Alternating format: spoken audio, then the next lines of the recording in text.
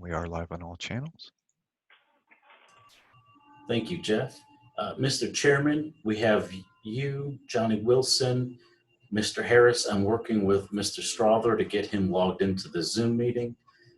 Councilman Fennell is not going to be able to join us this evening.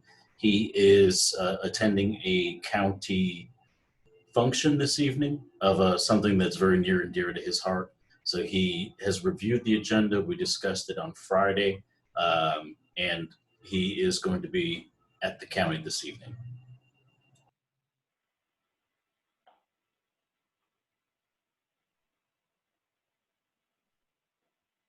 You want me to give you a few minutes to get Mr. Strother logged in?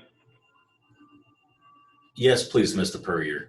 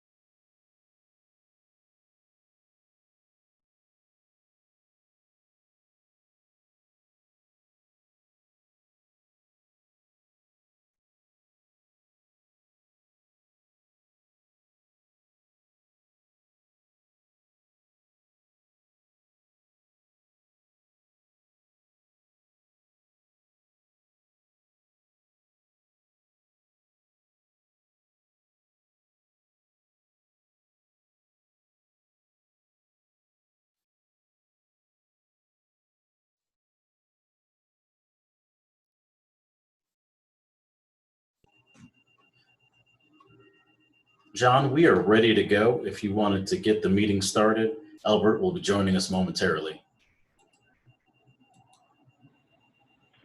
Okay, we'll go ahead and call to order this meeting of the Gallatin Municipal Regional Planning Commission work session for August 10th, 2020.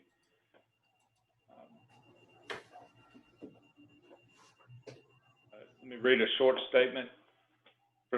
Pursuant to the Governor's Executive Orders number 16, number 34, and number 51, and the need to limit the community spread of COVID-19, members of the Planning Commission will participate by electronic means, and the meeting will be live streamed to protect the public health, safety, and welfare of the members and citizens of Gallatin. We'll take a quick roll call and vote to approve holding this meeting electronically. So please respond and answer present and approve if you approve of holding the meeting electronically. Marianne, will you take the roll? Chair Puryear. Here, and present and approved. Mr. Harris. Present and approved. Mr. Wilson. Present and approved. Dr. Orgain. Mr. Strother. Ms. Hibbler. Present and approved. All right. Thank you. We'll go ahead and get started with the first item. Item number 1 is State Route 25 annexation. Jillian, you're presenting this? Yes. Next slide, please. So at the city's request, 12.91 acres of public right-of-way are proposed to be annexed within the city limits. This is the portion of Hartsville Pike that is east of Airport Road. If you go to the next slide for the survey. And this is the survey showing the area that will be annexed. And go back one slide just to have the aerial. Okay. This is to clean up some existing zoning boundaries, and it's in anticipation of future infrastructure needs in this area. Again, this only includes public right of way. It does not include anybody's private property. We did send letters to property owners that are touching this right of way, just so they were aware of what was going on once we posted a couple of signs out there. But again, this is just public right of way to be annexed within the city. Thank you. And I assume that the city is the applicant, so there's no need to call on a representative for the applicant. Correct. Okay. So my only question is, I think the last time we looked at this, I raised the question of, does this change the planning region? But that's no longer relevant, is it? It's not really, no. Okay. And the only other question I have is, does this annexation create any encirclement which leaves a pocket of unannexed property? It will if Bledsoe Springs goes through. There's some land between the two entrances into Bledsoe Springs, which would connect to this right of way, where there'd be 3 or 4 lots, which would be still in the county, and they're single family lots. And then probably right in the area where that Bledsoe Springs is, there's a couple areas where it would become pockets. Yes. Okay, so I'll just make this comment in anticipation of a question that might come up. No one's asked me this question yet, but in the past, an encirclement, which an annexation which resulted in an encirclement of unannexed property could trigger a forced annexation of a pocket, but that's no longer legal or possible or will happen. So if anybody listening has that concern, it's not a concern. Staff, correct me if I'm wrong. No, yeah, the city can't go out and annex land anymore that's privately owned. So no, that wouldn't happen unless the property owner came to us. So does anyone else have questions on this item? No, this is pretty straightforward.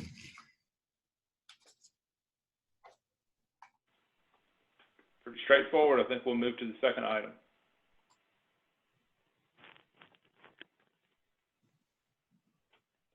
Item number 2 is Greensboro PUD subdivision rezoning.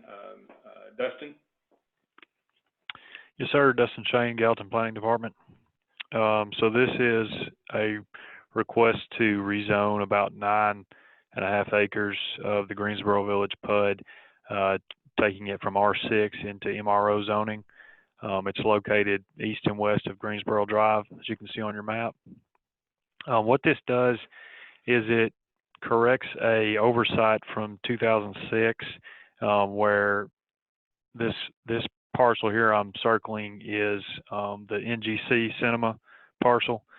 There seemed to have been some misunderstandings at that time of where the zoning lines were, so that parcel is split zoned. So the applicant's proposing to come in and extend the MRO down, and then also kind of clean up this intersection to where it'll have a kind of a consistent rational zoning down there. So pretty straightforward. Thank you. Does anyone have any questions? Oh, I'm sorry. Do we have a representative for the applicant present?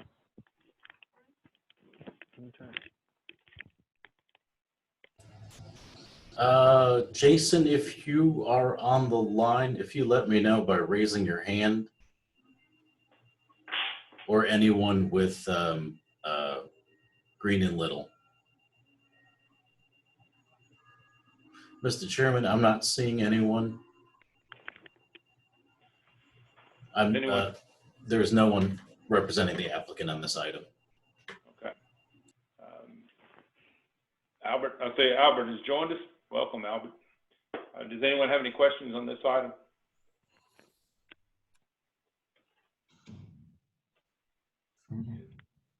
Looks pretty straightforward to me. It's a cleanup. So with that, I think if seeing no other discussion, I think we'll move on to the next item. Item number 3 is Appalachian Pipeline, amended preliminary master development plan and revised final master development plan. Dustin, you're up. So this is Appalachian Pipeline coming back before you, located at 901 Long Hollow Pike there close to the elementary school. All this is doing, they're coming in here and they're adding 4 new buffer yard trees, and they're trying to remove both of their public sidewalks along both street frontages. Now, while Planning Commission does technically have the authority to have alternate sidewalk plans and also to apply the sidewalk trust fund. We're not finding any extenuating circumstance that we think would merit that. Actually, on the contrary, the character area of this property is suburban revitalization, which encourages more walkability, and also it being so close to the school where we want to encourage walkability. We wouldn't see a need for this amendment.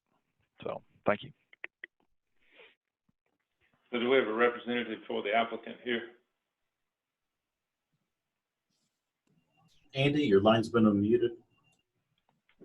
Yes, this is Andy with Greenlid. So our client wanted us to petition the city to remove the sidewalks as stated. The reason that they want the sidewalk removed from Nashville Pike, they just feel like that they're creating a situation where people might be encouraged to come out of the residential neighborhood, get on the sidewalk, and then it lead to back down to the highway. There is a drainage ditch on the eastern side of this property that the sidewalk would dead end at. And our client is also not opposed to payment in lieu of along Nashville Pike in accordance with section 1309050 of the zoning ordinance. So that's the request they wanted me to put before you all.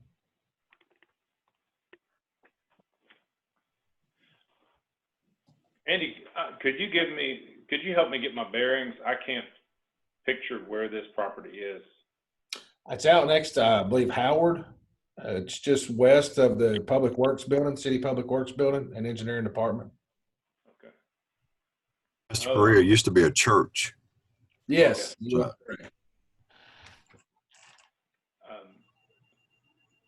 I'll just lead off the discussion, Andy, by saying that I feel like this area, especially near a school, needs sidewalks more than any other area. So I'm not sure I understand the applicant's. I'm not sure I understand the reason for the request. It obviously isn't driven by money because he has volunteered to pay in lieu of. So, does anyone else want to add to this?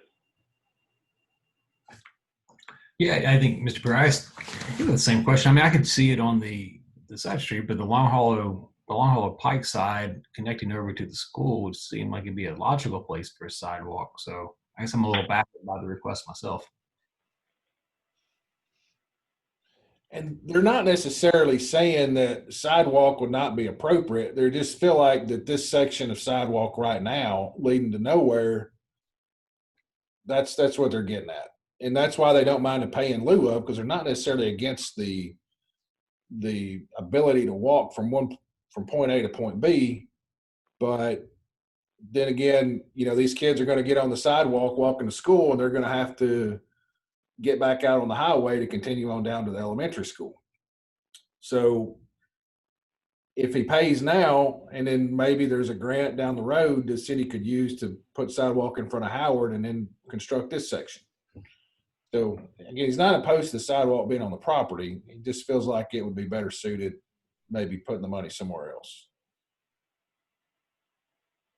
Well, I feel like you did make a point that there's no sidewalk right there, and kids are walking to school. That might be another concern that should be looked at. Just walking to and from school, but I definitely think there should be if there's a sidewalk there, it should stay there. And if we do get grant money to add more sidewalks in the future, that would be a good thing too. But removing the sidewalks, I mean, I walked it before, like just in the area, and having a sidewalk to get out the road is nice. And not even, working some way with that, but having something there.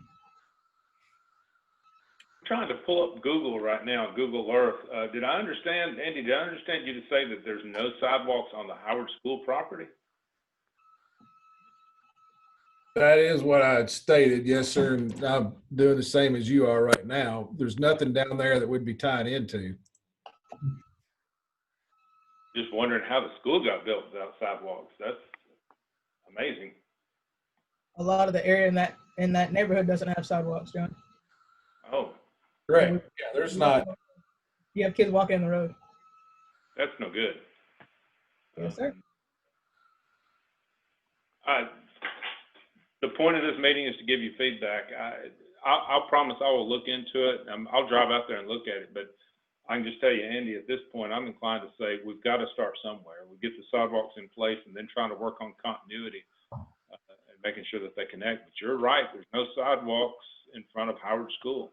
I'm floored by that. I think that's the first place we should use sidewalk funds and make that connection. That's my take. Yeah, just to throw it out there, and I don't know, it's just my thought, but you know, I wouldn't be opposed to the idea if they didn't have to put a sidewalk on Eagle Drive, but you know, use some of that money to connect on over to the driveway of the school along Long Hollow Pike. That might be a good compromise, and then that would, you know, shouldn't be any. It's probably less sidewalk than if they had to do both sides of the property, but that would give some continuity at least over to the parking lot. Just a thought. I feel like that's a reasonable idea to take back to my client to see how they feel about it. That'd be a good way to improve the community over there and get some connectivity over to a school and keep some kids off the road potentially. Yeah, and another suggestion, it wouldn't be maybe the client, but talking with the school to see what's the safest, best access. It might be Eagle Drive just because Long Hollow is the main road. I mean, looking at both sides, you know, having sidewalk, but if you're looking at the building that we're talking about, and there's that row of trees, that driveway is the back of the school. So, you know, I don't know if Eagle Drive might be. I'm not a educational professional or a school person, so I mean, no area around the school has sidewalks, so that would be a good thing to look at. I was just saying on the staff side. Andy, if you would talk to your client about both of the options that have been presented tonight and give us some feedback on what he's thinking. I'm a little bit on the same page as Alana with Eagle Way, Eagle Drive, with the sidewalk there being important, being a critical component of this plan. But also I can see, I don't think whatever the funds that we get for that section is going to equal what it's going to take to get access across and to the elementary school. But we can continue that dialogue over the next couple weeks. Sounds good. Okay, well, if there's no other discussion, then we'll move on to item number 4. Item number 4 is McCain Station, Phase 1, Final Master Development Plan. Dustin, you're up again. So this will be the residential portion of McCain Station on about 20 acres, as you can see on your map there. There's going to be 41 single-family homes, 55 townhomes, 4 roads, 5 open space tracks, 3 of which are going to be stormwater management areas. Everything matches the approved PMDP plan and the architecture. Our only issue was we wanted some more PUDEs marked and one of the buffer yards adjusted, but everything else looked in order. Thank you.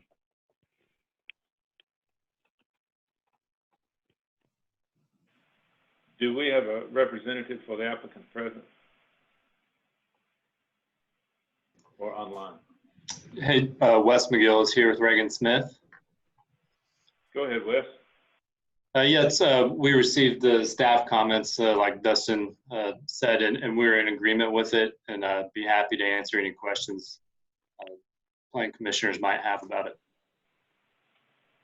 Does anyone have any questions on this?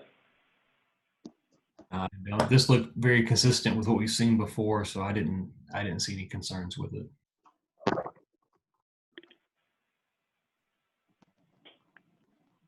Alana or Albert, Mr. Wilson? No concerns. I think it looks well. I don't see anything. Well, looks good. Looks good. We'll Thank you. back in a couple of weeks. Thank you, Wes. All right. Thank you. With that, we'll move on to item number 5, which is also McCain Station, Phase 1 preliminary plat.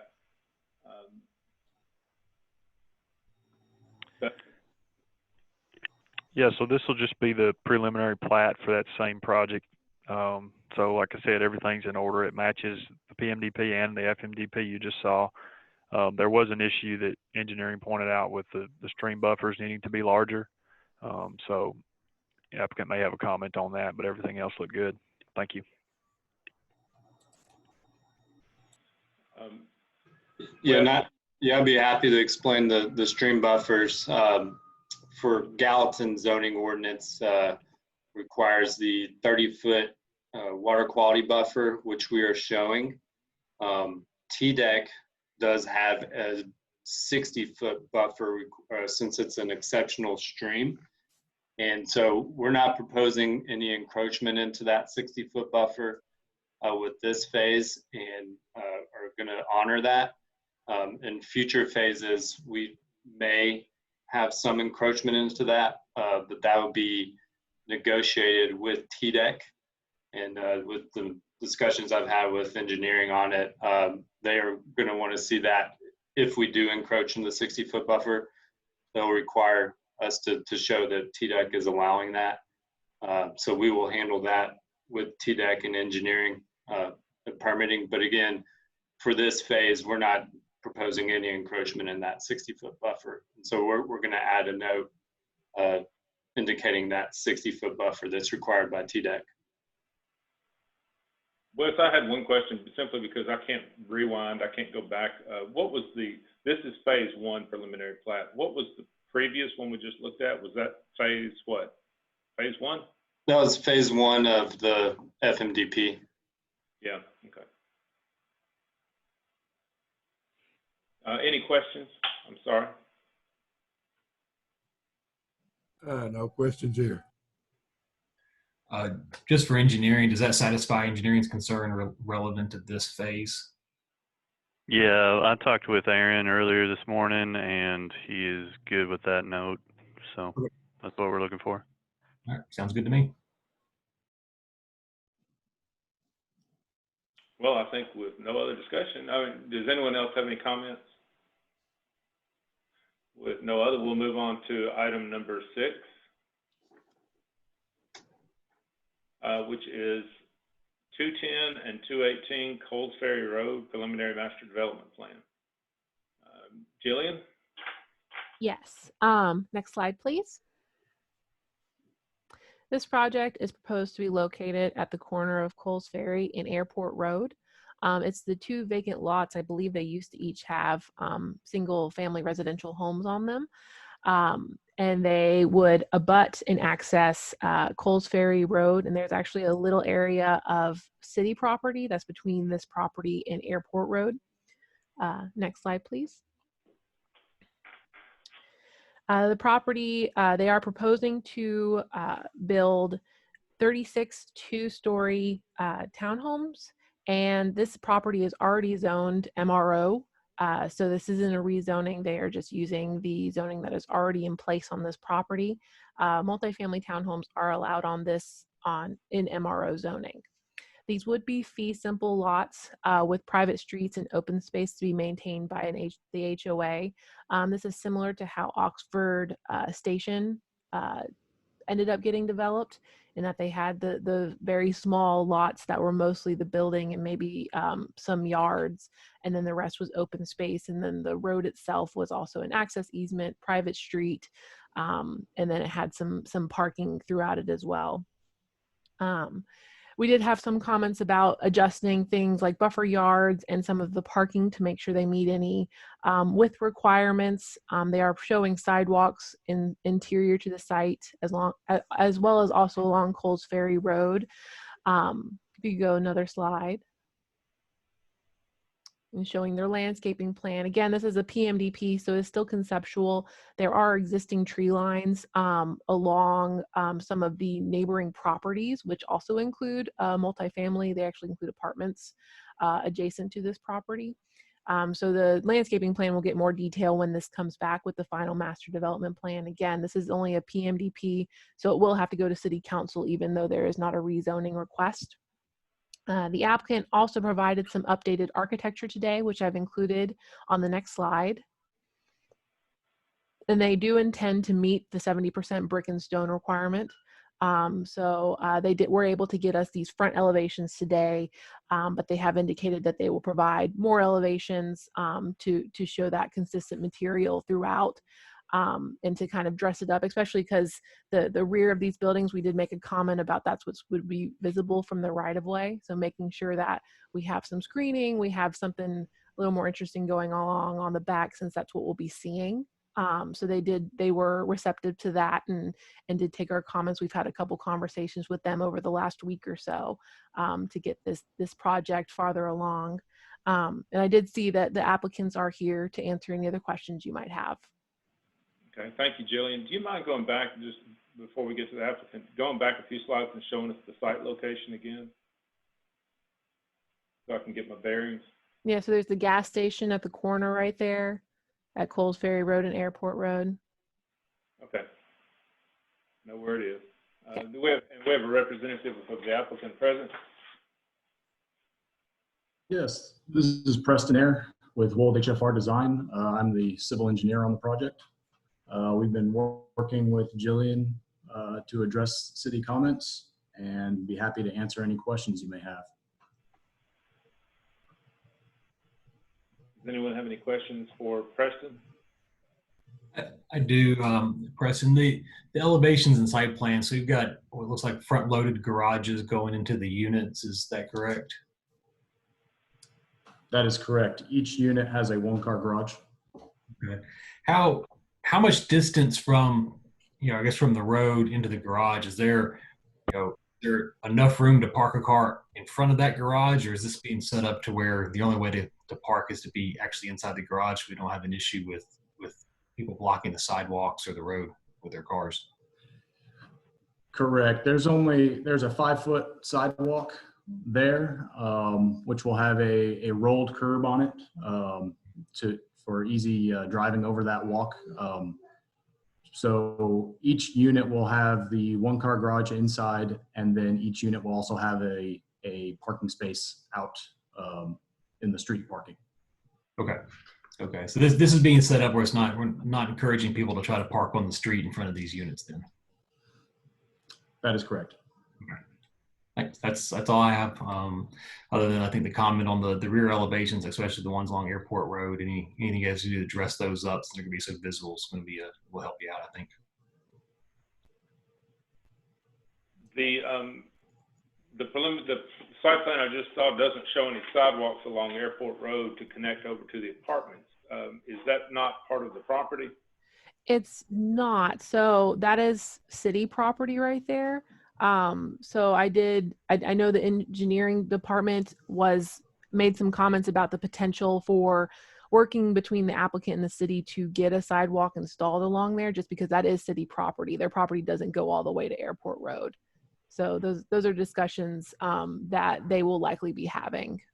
Jillian? Mr. Chairman. Oh, go ahead. Yeah, this is Brent Smith. I'm the developer.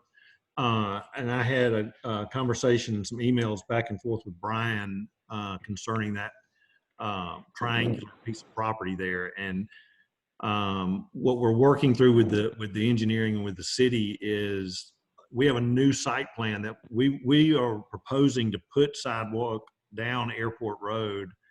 And what we would like to have some type of, since it is city property, and there's a process we have to go through. We want to try to keep these things separated because we don't want what we want to wind up with is that to be either open space, or if the city if we could do a swap with the city for the cost of the sidewalk, dedicate the land over to us, or a permanent easement somewhere, because we want to have that to be open space just in perpetuity. We have no intentions of trying to increase our density or develop that other than to make it put some park benches out there, landscape it, make it a nice area out there. But we're trying to work through that with the city now. Well, I think that sounds like a win-win situation. I'll add a comment to that. I drive through that area several times a day, and there's always someone walking on Airport Road on that side where that sidewalk needs to go in. So there's a lot of folks in the apartments that go to that service station, to the convenience store. So if there was ever a spot that needed a sidewalk, this is it. Well, one of the things, if I could add to that, yeah, we've already increased our development budget to accommodate the cost of that sidewalk. But one of the things that we would be asking from the city is if we could allow, because based on the zoning on that piece of property currently, it's requiring us to have a 30-foot buffer on the backside of those townhomes. And if we could somehow get a variance, or since that property will never, more than likely, ever be developed, and if we could shift everything to that side, then that would allow for more of a yard on the opposite side of our development, the backyard on those. There's nothing. We'd like to do horse trading on. Yeah, I think there's some mature trees, I think, somewhere in there. Are those on the city property, or are those on your property? They're on our property. They're on the back side of that property.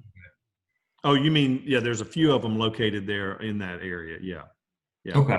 Well, that would certainly help buffer the back of your buildings too, then. Brett, what you're suggesting sounds very reasonable in moving the buffer yard onto that unusable triangle of city property, but does your suggestion also, are you suggesting that you will assume responsibility for the maintenance of that triangle? Absolutely. Yeah, absolutely we would, because that in a way, that's kind of our front yard.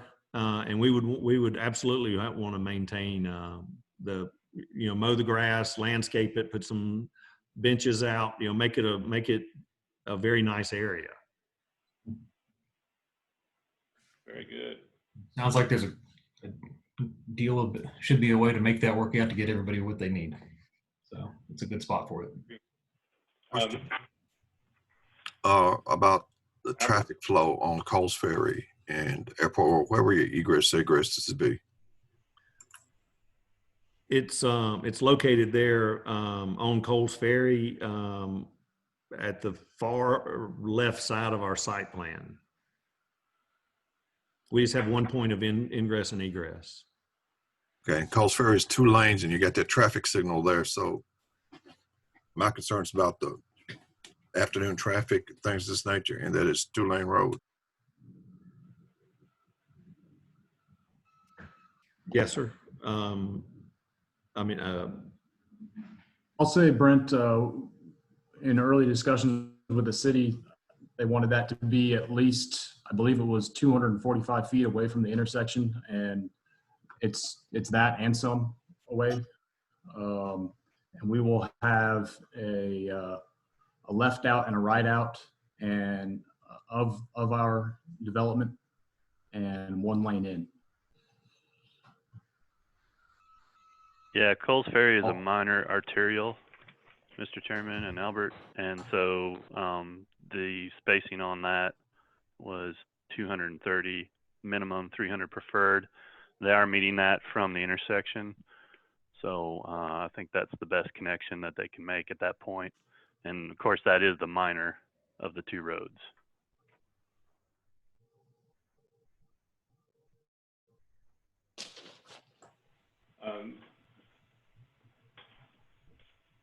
One really just a minor question is on your site plan. I don't know the scale of this. I don't have it printed out so I can see the distance between the buildings, but how do you access that very center interior part to maintain it, the turf area between the garages? Are you referring to from the front of the building to the sidewalk? No, just dead center of the plan. You have a row of garages in a circle with. No, sir. Those are parking spaces.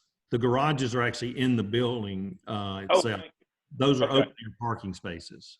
I misunderstood you earlier to say it was garages, and I couldn't figure that out. Very good. Okay. Before we move to the next item, I would just like to request that staff start a spreadsheet, a list, that every time we see a property like this and we identify a spot where a sidewalk could really be needed, perhaps out of the sidewalk fund, if we could make note of that, just kind of keep a journal of spots. I mean, it looks like we have a solution here that could possibly, the developer would participate in making that continuity work. But we always talk about these and then they kind of fade into the distance and we forget about them Or maybe y'all are keeping a log already, I don't know. John, this is Josh. That's a great note. It's in the minutes, and we will follow up with you separately offline if there's a list out there or if there's other projects that a sidewalk gap fund could help address. Yeah, just when we see them, let's write them down. We'll move on to the next item, which will be item number, I'm sorry, does anyone else have any questions about item number 6? Seeing none, we'll move on to item number 7, which is Sumner Regional Medical Center, a final plat. Sharon?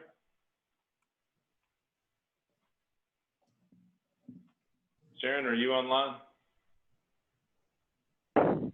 Yes, I'm here. Can you hear me now? Yes, ma'am. Okay. This is the Sumner Regional. They have 3 tracks. Sumner Regional has a lot of tracks on in the Budso area and up and down Steam Plant Road. But their main one, as you can see, their plat right here, they're wanting to separate off. I believe someone's trying to buy the apartments. And there was some concern about the floor area ratios and things like that. And I think when they first built the tower was when they had to do floor area ratios for everything, and they included all of the property on this block. But when we took all of that out and still used the same square footages, they went from, there's a maximum of 3 for your floor area ratio on this property, an MPO. But they started with 0.8 back when they did it the way they used all the properties. But just taking it all out and using what's strictly there, they do come up with a 1.12. So they should be fine as far as that part is. But they do have a cross-access easement between the 2 apartment buildings so they can get to the heliport.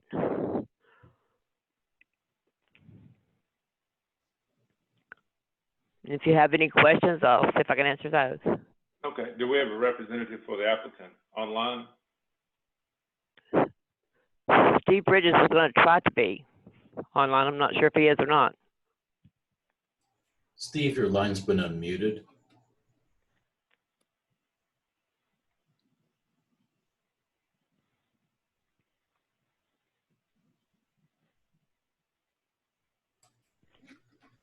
Mr. Chairman, I'll work on getting him unmuted if you wanted to open it up for any questions from the commissioners.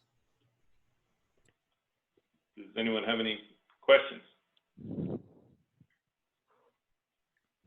No Sure. questions here. You answered my questions, so I'm good.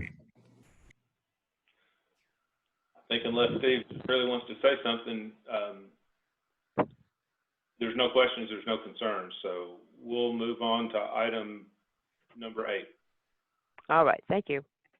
Item number 8 is the Claiborne site plan. Jillian, you have this one? Yes, next slide, please. So this property is located on Prince Street. It is next to Prince Street Pizza. It's the existing 2-story building next to the pizza shop and in need of some repair. It has been purchased by new owners who will be remodeling the existing building. Next slide, please. So they've come in with a site plan to clean up some things. A lot of this is existing situation. So they're adding some landscaping, some designated parking in the area, working on some access to the upper story apartments. The uses for this building will not change. Offices and commercial are on the first floor, and there are 3 upper story residential units on the second floor. Since there isn't a use change, items like this typically are reviewed by staff rather than Planning Commission. However, we wanted to get your input on the parking in the front of the building. Parking is not required for this lot since it is zoned CC. But as is typical on Prince Street, parking is provided out in front of the buildings and cars will back out into the local street. This is very typical on Prince Street, and this lot pretty much has that situation already. They're not really creating a new situation. Engineering and planning don't have an issue with this since it's pretty much an existing condition for the property, but we wanted to get Planning Commission's input on that and the project as a whole before we proceeded forward. If you go to the next slide, I believe I have some elevations in here. So they're doing a full remodel of the building, kind of bringing it back. It was in some disrepair, if you'll recall which one it was. And go back to the main site plan, please. But again, this parking configuration is pretty much mimicking what was already there, and also what's along that street. So we would welcome your input on this item.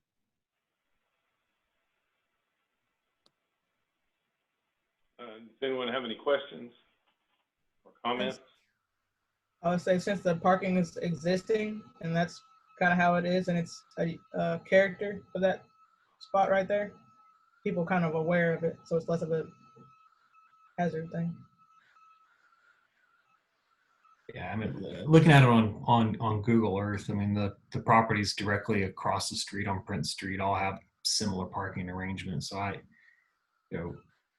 if it's on a busier street, it might be more of a concern for me, but in this case, I don't see any problems with it. Any others? Well, seeing none, I think that gives staff, I think that gives you an idea. It looks fine. Yes, thank you. We'll move on to item number 9, which is Westfield, Phase 1, the final plat. Jillian, you're handling this? Yes, so I'm actually going to discuss 9 through 12 because they're all the same development. This is just for the Westfield development. These are the first final plats we are seeing for this, but we do have approved PMDP, FMDP, and preliminary plat for all of these phases. It is for phase 1, which will just include right-of-way and open space tracks. Phase 2A, which is 58 attached dwelling units. Phase 3A, which is 44 single-family lots, and Phase 3B, which is 21 single-family lots. So these are 4 different final plats. They were all within the same preliminary plat and FMDP. Go to the next slide. So they just need some cleanup from a plat perspective, and just some clarification throughout to make sure everything's designated properly. But the layouts are consistent with the master plan. So as long as the surveyor can go through and clean everything up as our comments were, these shouldn't have any issues. I'm not aware of any issues with any of these plats.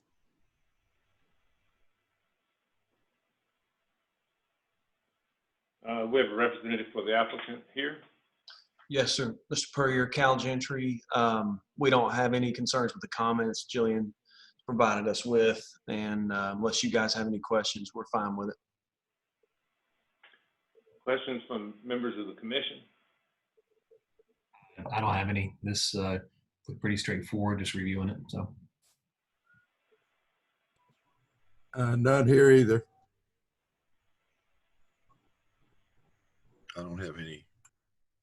All right, I think we're good. John, this is Josh. If I could just jump in real quick. This is a little bit less about the actual item. One of the things that we're continuing to do is refine our standards. So when we get plans that may not really be of the standards and the quality that we want, we're taking a look at our checklist and our general requirements and working with applicants to improve the quality of what's being submitted. As Jillian referred to, this one, we're continuing to work with Cal and his team on refining it so what we're getting is a little bit better quality. And it was just more of a general statement I wanted to make, but something for you and for the rest of the Planning Commission to be aware of. Well, I know Kennesaw has been really cooperative with the city and working towards that goal. Matter of fact, I noticed that I think one of the questions on the earlier ones was whether the road would be built all the way up to the property line rather than just to the, was it a TVA easement? And be built later. It looks like the roads are being built all the way over to the edge of the property line. Mr. Purrier, this is Cal. The road will stop short of the TVA easement so that if we need to adjust the alignment moving into the paddock, we can. But we do own the next piece of property, and we'll extend that road out some point in the future. But Josh and others, I did want to comment on the quality of the plans. I've had a detailed discussion with the fellow who prepared the plats and making him understand that they should have been a lot more clear, easier to read, and we're working on the quality of these when they go in on the initial submittal and not relying on the staff to help clean things up. So for that, we apologize. Thanks for that, Cal. We're always looking to how we can refine things to make it a little more clear, and this was a great lesson for all of us. I agree.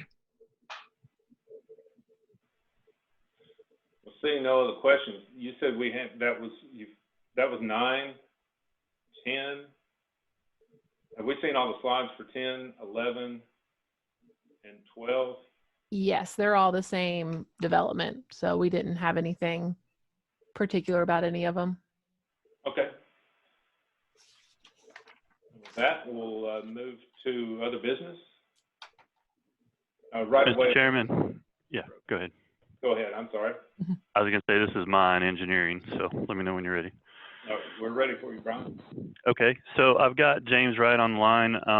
Basically what he wants to do is he and his neighbor share this, abut this abandoned or this unimproved portion of Rogers Road. They both live on Richland Court. This is looking at that right of way, which is between the two houses. Basically the center line of the road that's not built is a tree line. The next slide is Rogers Road on the back side, what they would be considering to abandon, and that will be past these two driveways. So that's a little misleading because this picture was taken at the intersection there, but it's basically where that tree line starts in the far part of the picture. And then the next slide kind of shows you what they would be closing in red there would be that portion of the right of way, about 0.19 acres. Basically tonight, they just kind of want to get a feel for how you would vote on that, because what you would do obviously is make a recommendation to the city council to move forward with this, and before they invested in the surveying and the other component of this, they wanted to get a feel how this body would vote. So with that, I'll let James get on here, and if he needs to say any more, he can.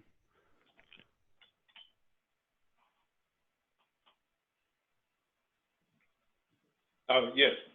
Who? I'm sorry, James who?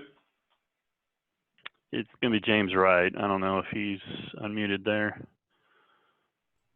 Mr. Wright, your line has been unmuted. If you press your space bar, it should allow us to hear you.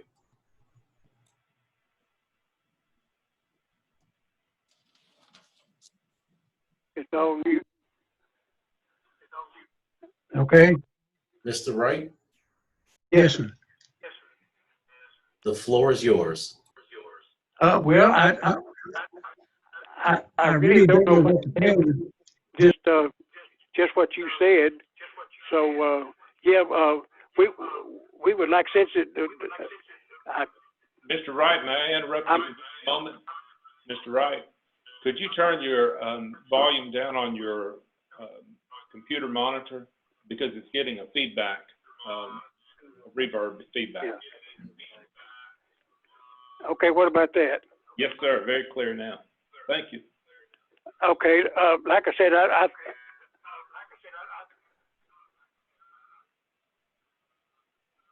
I think you said it all. I'm still getting the feedback on mine from him. Okay, what about that? Yep, I'm still getting the feedback. Okay, let me put it on down. Mr. Wright, if you're happy with the introduction that Brian Reifschneider with the engineering department gave us, you're welcome to mute your phone and listen to the conversation.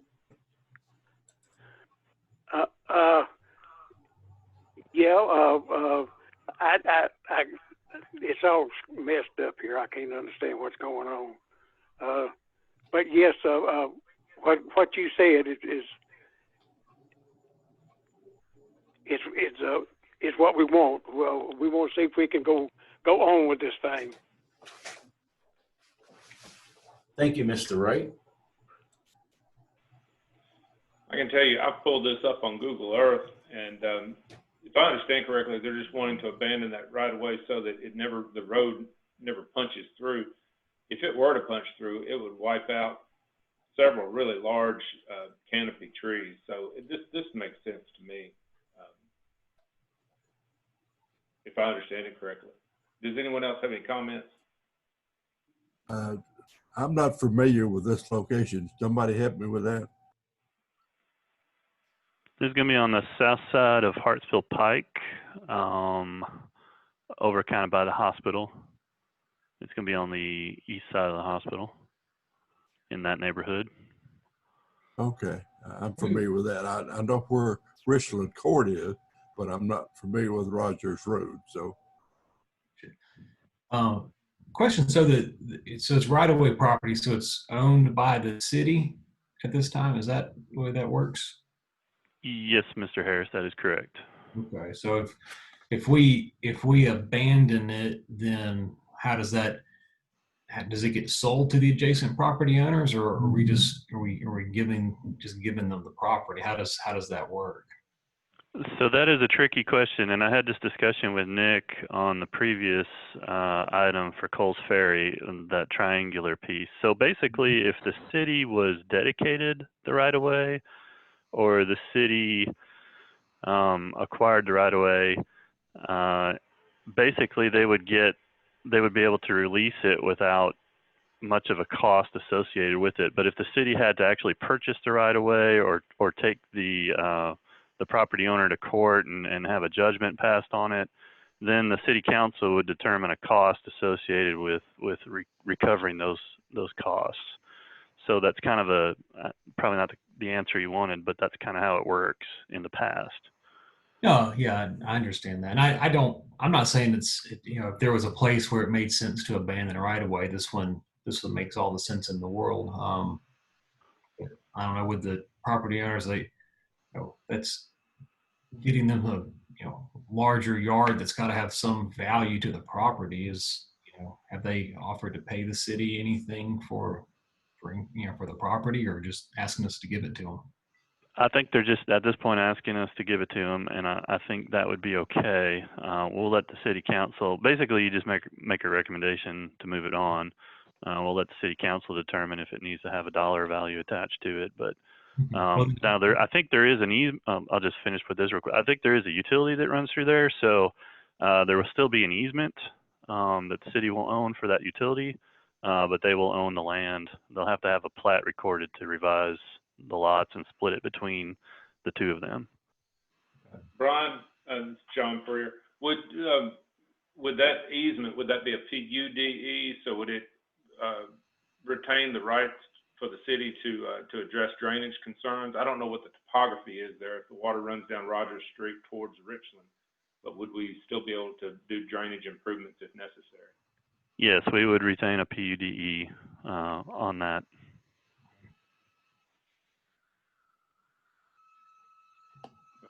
Seeing no other comments, I can't imagine any possibility that we would connect that road through. So that gives you some feedback. Is there any other business? I was forewarned that the August agenda was going to be really heavy, but that doesn't seem all that heavy. I'll take this heaviness. We're good. You can't jinx the voting meeting by saying stuff like that. So now that that's been put into the record and put out into the universe, our meeting at the end of the month will go into extended hours. That's the equivalent to me giving someone a move-in date for their new home. It's just right. I feel like I'm going to get blamed for this. Okay. Well, if there's no other business, then I have a question. Can't say the word.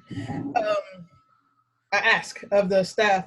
I know a few times in this meeting and a couple of ones before, and people have asked from like the Facebook or Zoom, I'm not sure the online format, but the context of areas.